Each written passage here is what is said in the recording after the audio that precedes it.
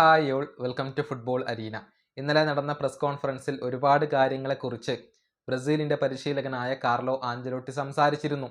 ഒരിക്കൽ കൂടി വേൾഡ് കപ്പിലെ കിരീട ഫേവറേറ്റുകളെക്കുറിച്ച് അദ്ദേഹത്തോട് ചോദിച്ചിരുന്നു.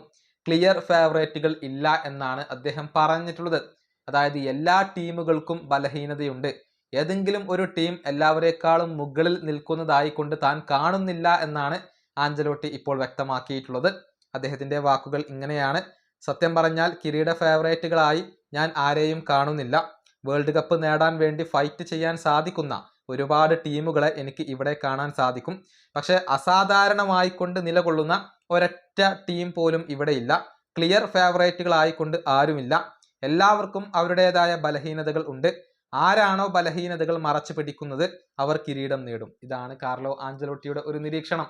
അതായത് ആർക്കും വലിയ മുൻതൂക്കമില്ല, എന്നാൽ കിരീടത്തിന് വേണ്ടി ഫൈറ്റ് ചെയ്യാൻ സാധിക്കുന്ന ഒരുപാട് ടീമുകൾ ഇവിടെയുണ്ട്. എല്ലാ ടീമുകൾക്കും അവരുടേതായ വീക്ക്നെസ് ഉണ്ട്. അത് മറച്ചു പിടിക്കാൻ സാധിക്കുന്നവർക്ക് കിരീടം നേടാൻ സാധിക്കും എന്നൊക്കെയാണ് ആഞ്ചലോട്ടി ഇപ്പോൾ വ്യക്തമാക്കിയിട്ടുള്ളത്. ഏതായാലും ബ്രസീലും വേൾഡ് കപ്പ് കിരീട ഫേവറേറ്റുകളിൽ ഒന്നാണ്. അതുപോലെ തന്നെ Spain, France, Argentina, Portugal, England എന്നിവർക്കൊക്കെ കിരീട സാധ്യതകൾ ഇപ്പോൾ കൽപ്പിക്കപ്പെടുന്നുണ്ട്. ഈ വീഡിയോ അവസാനിപ്പിക്കുന്നു. അടുത്തൊരു വീണ്ടും കാണാം.